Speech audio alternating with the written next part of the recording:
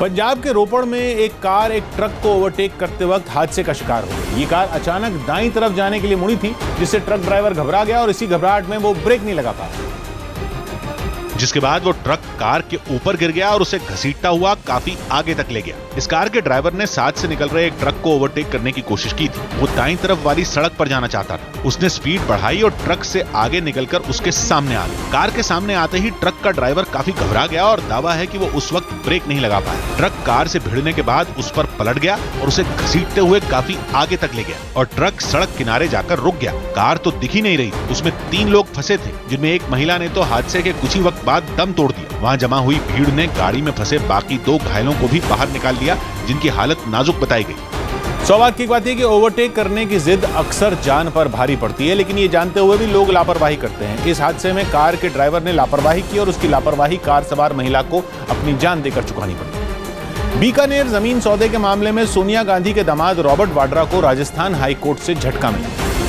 Court ने Robert Vadra और उनकी मां को पूछताछ के लिए ईडी के सामने 12 फरवरी को पेश होने का आदेश दिया है। हालांकि कोर्ट ने इस मामले में उनकी गिरफ्तारी पर लगी रोक को बरकरार रखा। उनको डायरेक्शन दिया है कि आप जाइए और ईडी अथॉरिटीज के सामने बयान रिकॉर्ड कराइए, फिर उस पर वो जांच करेंगे। कोर्ट के इस आदेश पर सियासत शुरू होते देर नहीं लगी। हालांकि राजस्थान के सीएम अशोक गहलोत इस मामले में सवालों से बचते दिखे। रॉबर्ट वाड्रा को कोर्ट में पेश होना, ईडी के सामने पेश होना पड़ेगा। लेकिन रॉबर्ट वाड्रा के वकील ने पूछताछ में ईडी के साथ सहयोग करने का भरोसा दिया। हालांकि तय है कि पूछताछ आगे बढ़ने के साथ कांग्रेस के लिए भी मुश्किल बढ़ सकती है। जमीन सौदे का ये मामला बीकानेर के कुलायत का है।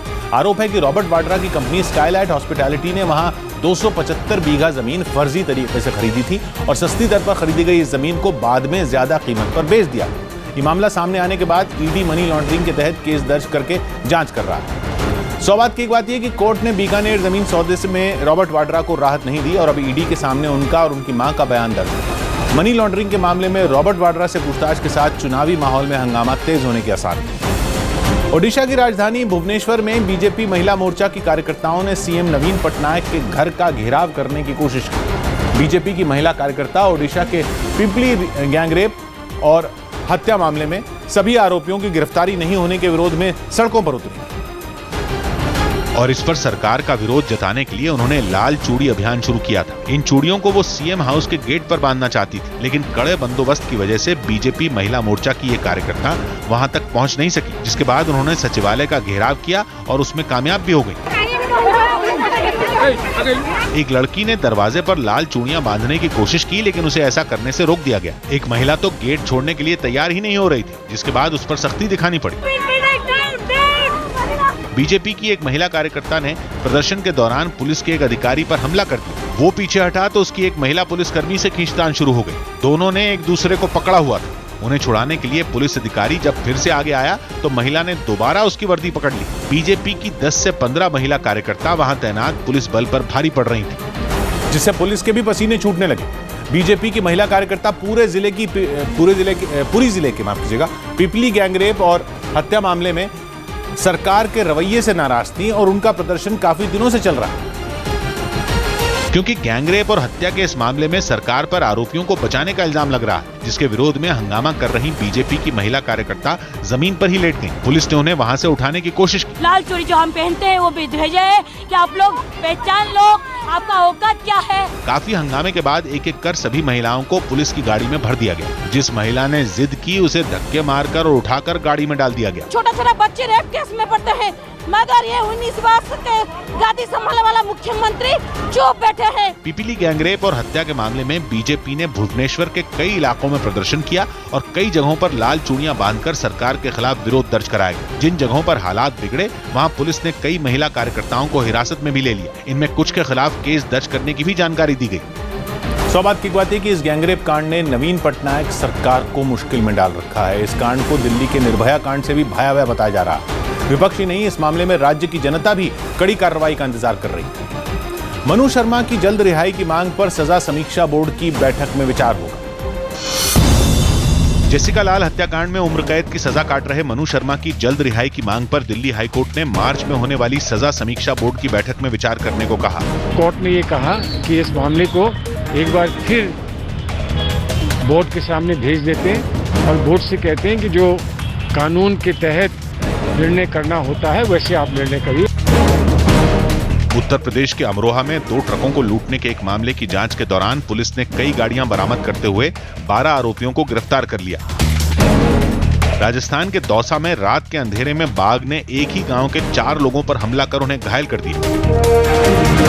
इजरायल की सेना ने सीरिया की राजधानी दमिश्क के पास ईरान की सेना पर हवाई हमले किए, जिनकी चपेट में आने से सीरिया के 4 सैनिकों की मौत हो गई। पहलवान नरसिंह यादव ने दिल्ली हाईकोर्ट में याचिका दायर करते हुए उनके डोपिंग केस में सीबीआई की जांच का समय निर्धारित करने की मांग की। पाकिस्तान क्रिकेट टीम की दक्षिण अफ्रीका से टेस्ट सीरीज में हार के बाद पीसीबी ने खराब प्रदर्शन की जांच करवाने का फैसला किया।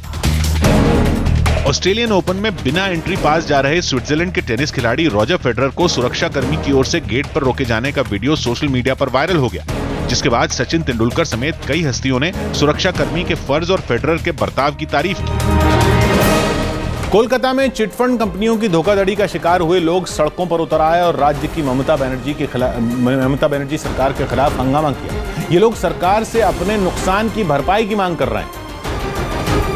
लेकिन मामला कोर्ट में होने की वजह से सरकार ने अब तक कोई फैसला नहीं लिया, जिसके विरोध में ठगी का शिकार हुए लोगों ने प्रदर्शन किया। वो धोखाधड़ी करने वाली चिटफंड कंपनियों के खिलाफ आवाज उठाते हुए सड़कों पर उतर आए। उन्हें रोकने के लिए कड़े बंदोबस्त किए गए थे। एक तरफ से पुलिस वाले जोर लगा रहे थे तो दूसरी तरफ से प्रदर्शनकारी अपनी मांगों को लेकर अड़े थे। पुलिस वालों ने उन्हें नीचे बैठाने की कोशिश की, लेकिन जब प्रदर्शन कर रहे लोग नहीं माने तो उन पर सख्ती दिखाई गई। कई लोगों को हिरासत में ले लिया गया। पुलिस की कार्रवाई के डर से लोग पीछे तो हट गए, लेकिन वहां से जाने के लिए तैयार नहीं हुए। कोलकाता नगर निगम के दफ्तर के बाहर तो काफी हंगामा हुआ।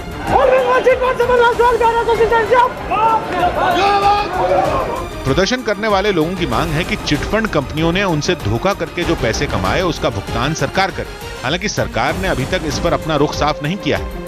सौभाग्य की बात है कि पश्चिम बंगाल में चिटफंड धोखाधड़ी के मामलों ने राज्य की ममता सरकार की छवि बिगाड़ी है। चुनाव पास हैं और ये मामले सरकार का खेल भी बिगाड़ सकते हैं। यही वजह है कि इस मामले में पीड़ित सरकार पर नुकसान की भरपाई के लिए दबाव बना रहे हैं। चीन में मोबाइल गेम बनाने वाली कंपनी नेटीज ने मोबाइल गेम की लत के शिकार बच्चों के लिए खास तरह का प्लेटफॉर्म तैयार किया है। एक रिपोर्ट के मुताबिक नेटीज बच्चों की इस लत को छुड़ाने के लिए एंटी एडिक्शन सिस्टम लॉन्च करने वाली है, जिसकी मदद से 12 साल से कम उम्र के बच्चे रात 9:30 बजे से सुबह 8:30 बजे तक मोबाइल गेम में लॉगिन ही नहीं कर पाएंगे। कंपनी ने नेटीज पेरेंटिंग केयर नाम से भी एक प्लेटफॉर्म तैयार किया है, जिससे बच्चों के परिजन उन पर नजर रख सकेंगे। कंपनी के मुताबिक 15 लोकप्रिय मोबाइल गेम पर इसी महीने से ये नियम लागू हो जाएंगे। रिपोर्ट के मुताबिक चीन में एशियन और ओलंपिक खेलों को ध्यान में रखकर हुए ई स्पोर्ट्स को बढ़ावा दिया जा रहा है, लेकिन इसकी लत की वजह से 80% शहरी बच्चे मायोपिया नाम की आंखों की बीमारी का, यानी जिनकी नजर कमजोर होती है, जिसे उनको बचाने के लिए अब ये कदम उठाए जा रहे हैं। राम मंदिर पर हो रही देरी को देखते हुए संतों ने कुंभ के बाद अयोध्या कूच का ऐलान कर दिया। अखाड़ा परिषद के अध्यक्ष नरेंद्र गिरि ने इस मुद्दे पर सीधे बीजेपी को निशाने पर लिया और आरोप लगाया कि बीजेपी की मंशा राम मंदिर बनाने की ही नहीं है। भाजपा की मंशा राम मंदिर बनाने की नहीं है, इसलिए नहीं है कि वो चाहती है कि ये मुद्दा जीवित रहेगा तो हमारे लिए फायदेमंद रहेगा, लेकिन अब जनता उसका उत्तर देगी आने वाले चुनाव में। वहीं अयोध्या की तपस्वी छावनी के महंत परमहंस दास ने तो मंदिर मुद्दे पर सीधे प्रधानमंत्री नरेंद्र मोदी को ही निशाने पर ले लिया। आज मेयर से लेकर राष्ट्रपति तक सब बीजेपी सरकार के होते हुए भी भारतीय जनता पार्टी की कायरता सामने झलक रही है। जिस समय नरेंद्र मोदी का स्टेटमेंट आया, जब तक संवैधानिक प्रक्रिया पूरी नहीं हो जाती तब तक मैं अध्यादेश ले आने वाला नहीं हूँ। लेकिन राम मंदिर मुद्दे पर केंद्र और राज्य सरकार का बचाव करते हुए पक्षकार महंत धर्मदास ने अदालत में हो रही देरी पर सवाल उठाए। निश्चित समय बनाना चाहिए कि हम इतना दिन में, 1 महीना में, 10 दिन में, 20 दिन में हमको ऑर्डर देंगे। इसको अगर निश्चित नहीं करेगा तो देश में अव्यवस्था फैलेगा। इसके सारा जिम्मेवारी कोर्ट है, न सरकार है, न योगी सरकार है, न मोदी सरकार है। सौभाग्य की बात है कि राम मंदिर पर संतों की ये नाराजगी वाजिब हो सकती है, लेकिन मामला कोर्ट में है, इसलिए सभी को अदालत के फैसले का इंतजार करना होगा। अदालत पर दबाव बनाना दरअसल उसकी अवमानना है। मध्य प्रदेश के विदिशा में बीजेपी विधायक उमाकांत शर्मा कांग्रेस पर हमला करते हुए भाषा की मर्यादा भूल गए। एक लड़की की गुमशुदगी के मामले में प्रदर्शन कर रहे विधायक ने पुलिस वालों के लिए भी आपत्तिजनक शब्दों का इस्तेमाल किया।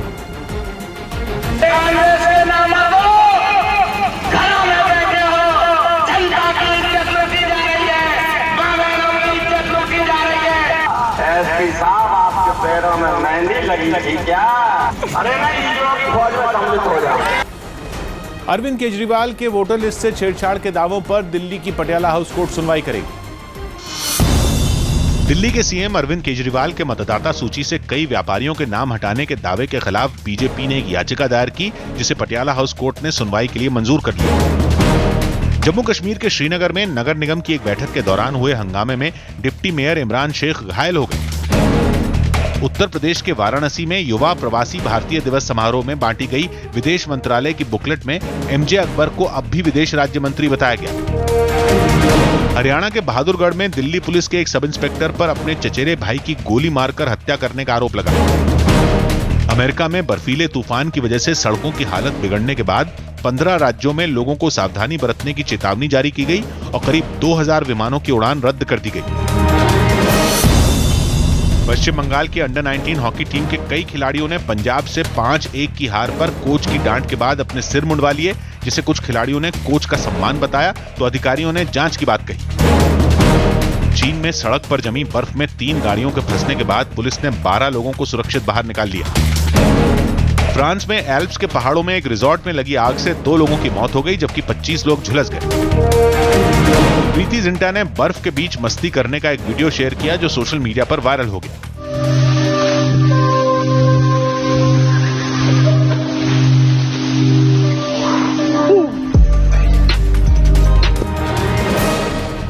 प्रयागराज में चल रहे कुंभ में शहीदों की याद में यज्ञ किया गया।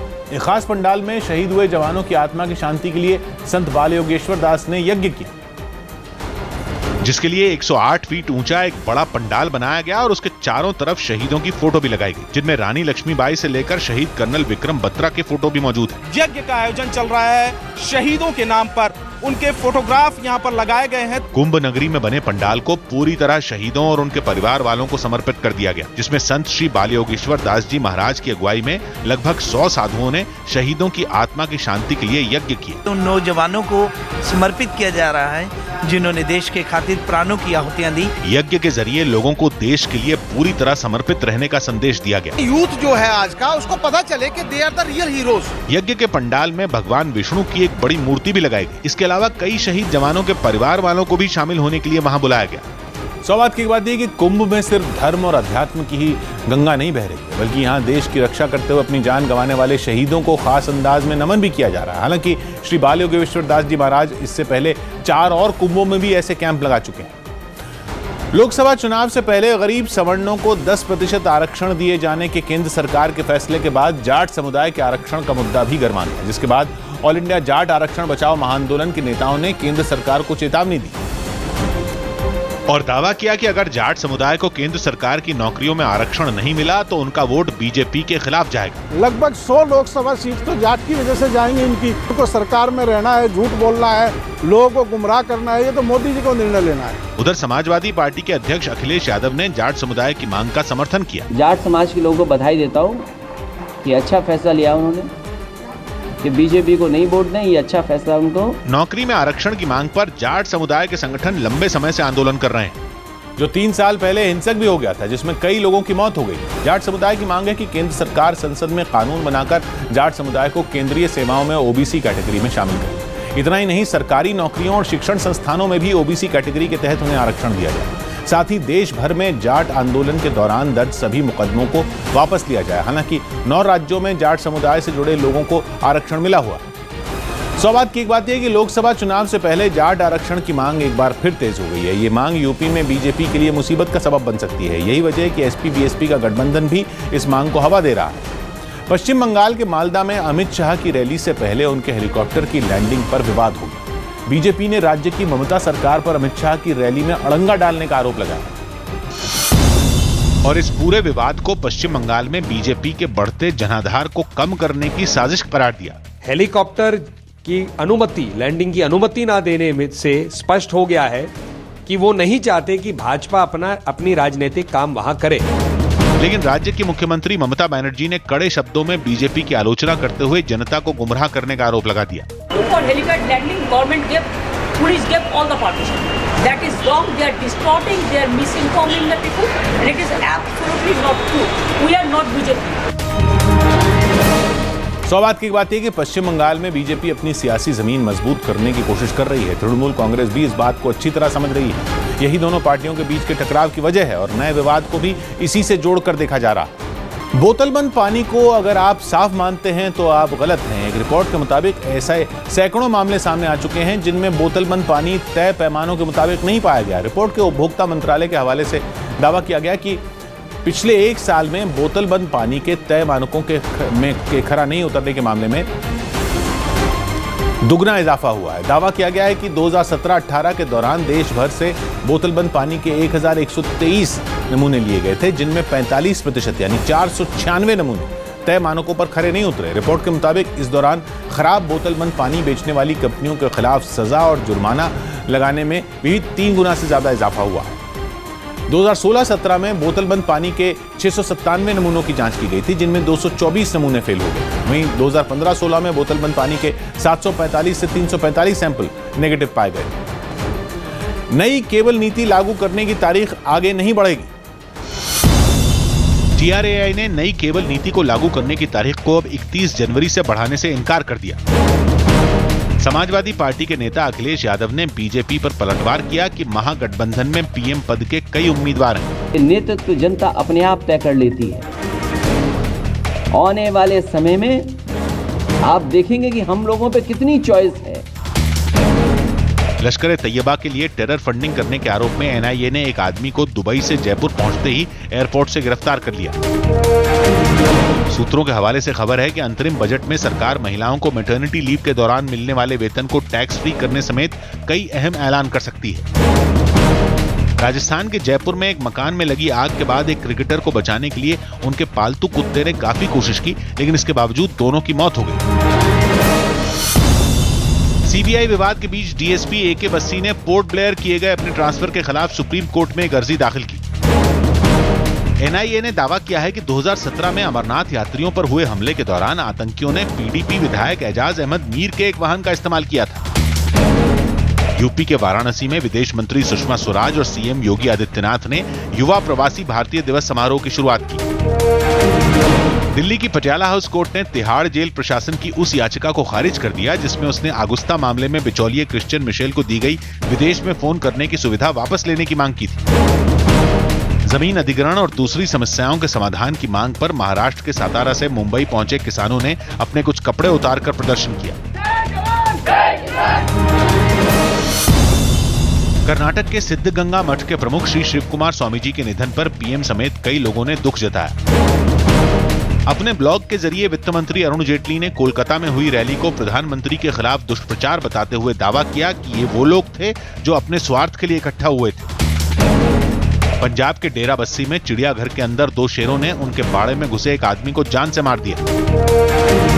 बिहार के अररिया में जिला प्रशासन ने SDM की मौजूदगी में 771 लीटर शराब को नष्ट कर दिया। दिल्ली के नजफगढ़ में एक कबाड़ के गोदाम की एक दीवार गिरने से 2 लोगों की मौत हो गई। कर्नाटक के कारवाड़ में श्रद्धालुओं से भरी एक नाव के समुद्र में पलटने के बाद लोगों को बचाने के लिए वहां रेस्क्यू ऑपरेशन चलाया गया। इस हादसे में 16 लोगों की मौत हो गई, जबकि बाकी के लापता लोगों की तलाश में नेवी और कोस्ट गार्ड को लगाया गया। रेस्क्यू ऑपरेशन के दौरान नेवी और कोस्ट गार्ड के जवान हादसे का शिकार हुई नाव को एक रस्सी की मदद से किनारे पर लाते हुए दिखाई दिए। इस काम में कुछ मछुआरों ने भी जवानों का साथ दिया। हादसे के वक्त करीब 24 लोग नाव में सवार थे, जिनमें कुछ लोग तो हादसे के बाद नाव को पकड़कर जान बचाते दिखे, जबकि कुछ लोग नाव पलटते ही समुद्र की तेज लहरों में फंस गए, जिनमें कई लोगों की मौत हो गई। इन सभी लोगों के शव पानी में तैरते हुए भी दिखे। बताया जा रहा है कि एक धार्मिक कार्यक्रम में हिस्सा लेने के बाद जब ये लोग लौट रहे थे तभी समुद्र में नाव पलटने की घटना हुई। सौभाग्य की बात है कि अक्सर ऐसे हादसे लापरवाही की वजह से पेश आते हैं। इन हादसों से लोगों को सबक लेने की जरूरत है ताकि दोबारा ऐसी घटनाओं से बचा जा सके। PM पद की उम्मीदवारी के लिए राहुल गांधी की राह में अभी से कई रोड़े दिखने लगे हैं। पहले तेजस्वी यादव ने कांग्रेस को बड़ा दिल दिखाने की सलाह दी, फिर कर्नाटक में कांग्रेस के सहयोग से सरकार चला रहे CM कुमार स्वामी ने ममता बनर्जी को PM पद के लिए काबिल बता दिया, जिसके बाद DMK चीफ MK स्टालिन ने भी राहुल गांधी को PM दावेदार बताने के बयान से यू टर्न ले लिया। இந்தியாவினுடைய அடுத்த பிரதமர் ராகுல் காந்தி தான் என்று சொன்னாரு, சொல்லலாமா கேட்டாங்க. அப்போ என்ன சொன்னாங்கன்னா, நான் சொன்னப்போ இதை சொல்லலாமான்னு எல்லா பத்திரிகையாளர்களும் கேட்டாங்க. तो वहीं एसपी अध्यक्ष अखिलेश यादव भी राहुल की उम्मीदवारी के सवाल का गोलमोल जवाब देते नजर आए। नेतृत्व जनता अपने आप तय कर लेती है। आने वाले समय में आप देखेंगे कि हम लोगों पे कितनी चॉइस है। लेकिन गैर बीजेपी दलों का रुख देखकर कांग्रेस भी राहुल का नाम लेने से बचती दिखी। राहुल गांधी जब ये सवाल पूछा गया था यहाँ पे, तो उन्होंने तो यही कहा कि भाई पहले विपक्षी एकता, हम चुनाव लड़ेंगे, इसका तय कर लेंगे, जो सब मिलकर तय करेंगे वो होगा। हालांकि विपक्ष के इस असमंजस पर बीजेपी ने भी चुटकी ली और नरेंद्र मोदी के दोबारा पीएम बनने की भविष्यवाणी कर डाली। देश ने तो मन बनाया ही है कि नरेंद्र मोदी जी को प्रधानमंत्री बनाएंगे, लेकिन उनके सहयोगी भी मान रहे हैं कि राहुल गांधी जी मुकाबला नहीं कर सकते नरेंद्र मोदी जी का। सौ बात की एक बात यह कि महागठबंधन चुनाव से पहले अपने पीएम उम्मीदवार का ऐलान नहीं करेगा, लेकिन इस बार के चुनाव में क्षेत्रीय पार्टियों की भूमिका अहम होगी और वही तय करेंगी कि राहुल सीटें ज्यादा लाने के बाद भी नेतृत्व करेंगे या नहीं। पिछले साल देश के करोड़पतियों की संपत्ति में रोजाना करोड़ों का इजाफा हुआ। यह दावा कई एनजीओ के एक संगठन ऑक्सफैम ने अपनी एक रिपोर्ट में किया है। News18.com की एक रिपोर्ट के मुताबिक 2018 में भारत के 1% करोड़पतियों की संपत्ति रोजाना 39% यानी 2200 करोड़ रुपए बढ़ी है, जबकि गरीबी रेखा से नीचे जिंदगी गुजार रहे लोगों की संपत्ति में सिर्फ 3% का ही इजाफा हुआ। रिपोर्ट में दावा किया गया है कि देश के 9 अमीर लोगों के पास देश की आधी आबादी के बराबर संपत्ति है। साथ ही देश की 10% आबादी के पास देश की कुल संपत्ति का 77.4% हिस्सा मौजूद है। ऑक्सफैम के मुताबिक देश की कुल संपत्ति का लगभग 52% हिस्सा देश के सिर्फ 1% लोगों के पास है, जबकि 60% लोगों के पास सिर्फ 4.8% हिस्सा ही मौजूद है। उत्तर प्रदेश के झांसी में बुंदेलखंड यूनिवर्सिटी के अंदर छात्रों के 2 गुट आपस में भिड़ गए। वहां कुश्ती की एक प्रतियोगिता का आयोजन किया गया था, जहां कुर्सी नहीं मिलने पर छात्रों का एक गुट भड़क गया और उन्होंने रिंग के पास रखी कुछ कुर्सियों को उठाकर जमीन पर जोर से फेंक दिया। इसके बाद छात्रों का दूसरा गुट भी आक्रामक हो गया और उन्होंने कुर्सी फेंकने वाले छात्रों पर हमला कर दिया। इसी बीच एक छात्र को जमीन पर गिराकर कुछ लड़कों ने उस पर कुर्सी से कई वार किए। हालांकि हंगामा बढ़ने के बाद छात्रों का एक गुट वहां से निकल गया। सौ बात की बात है कि कुश्ती की प्रतियोगिता रिंग के भीतर होनी थी, लेकिन मामूली सी बात पर छात्रों ने रिंग के बाहर ही कुश्ती शुरू कर दी। जाहिर है छात्रों को संयम रखना चाहिए था। विश्वविद्यालय प्रशासन को भी आरोपी छात्रों पर कार्रवाई करनी चाहिए। लोकसभा चुनाव से पहले एक बार फिर ईवीएम के मुद्दे पर सरकार और विपक्ष के बीच घमासान तेज हो गया। पीएम ने जैसे ही ईवीएम को विपक्ष का बहाना बताया तो कांग्रेस ने भी पलटवार करने में देर नहीं लगाई और 2017 के यूपी विधानसभा चुनाव के नतीजों को भी ईवीएम में गड़बड़ी का नतीजा करार दिया। स्वाभाविक है। मैं तो कहता हूं उत्तर प्रदेश के चुनाव में बड़े पैमाने पर बेईमानी और गड़बड़ी हुई थी, तो एक वही सिस्टम इवॉल्व होना चाहिए जिस पर जनता का विश्वास हो। वहीं एसपी ने भी कैराना उपचुनाव की मिसाल देते हुए ईवीएम की विश्वसनीयता पर चुटकी ली। जिस समय कैराना चुनाव था, आपको याद होगा, हालांकि गर्मी थी उस समय, लेकिन सबसे ज्यादा गर्मी ईवीएम को वीवीपैट को लग गई थी। तो कहीं ऐसा ना हो कि मौसम ऐसा आए कि सर्दी लग जाए ज्यादा उनको। जबकि आरजेडी ने तो ईवीएम की खामियां गिनवाते हुए चुनाव आयोग पर ही निशाना साध दिया। इलेक्शन कमीशन कस्टोडियन है फ्री एंड फेयर इलेक्शन का, वो किसी मशीन का कस्टोडियन नहीं है, चाहे वो आसमान से या टिम्बकटू से आया हुआ हो। उस मशीन पर अगर शंका के बादल है ना, तो ये मतदाताओं के साथ धोखा है। हालांकि विपक्ष के इन तमाम आरोपों को बीजेपी ने हार का डर करार दिया। इन लोगों ने अपने हार का बहाना तलाश लिया है। अब इन्हें लगता है कि जब 2019 में हारेंगे तो किसको दोष देंगे, तो बस ईवीएम बाबा हैं जिनको ये दोष देने वाले हैं। सौ बात की एक बात यह कि 3 राज्यों में बीजेपी की हार के बाद ईवीएम पर चुप्पी साधे विपक्ष को फिर यह मुद्दा याद आ गया है। लोकसभा चुनाव से पहले एक बार फिर सरकार और चुनाव आयोग पर दबाव बनाने की कोशिश हो रही है, जिसके बाद बीजेपी भी विरोधियों पर हमलावर है। 50 के दशक की मशहूर एक्ट्रेस और एक्टर शम्मी कपूर की पत्नी गीता बाली की आज 54वीं पुण्यतिथि है। 1946 की फिल्म बदनामी से डेब्यू करने वाली गीता बाली का करियर सिर्फ 10 साल का था। इस दौरान उन्होंने 70 से ज्यादा फिल्मों में काम किया, जिनमें 1952 की सुपरहिट फिल्म आनंद मठ भी थी। ये फिल्म कवि बंकिम चंद्र चटर्जी के मशहूर नावल आनंद मठ पर बनी थी, जिसमें उनकी लिखी कविता और राष्ट्रगीत वंदे मातरम को भी फिल्म का हिस्सा बनाया गया। इस फिल्म में वंदे मातरम गीत को म्यूजिक डायरेक्टर हेमंत कुमार ने संगीत दिया, जबकि गायिका लता मंगेशकर ने पहली बार इस गीत को कुछ अलग लय में गाया, जो उसके पारंपरिक अंदाज से बिल्कुल अलग था और बाद में यही बदला हुआ अंदाज इस राष्ट्रगीत की पहचान बन गया।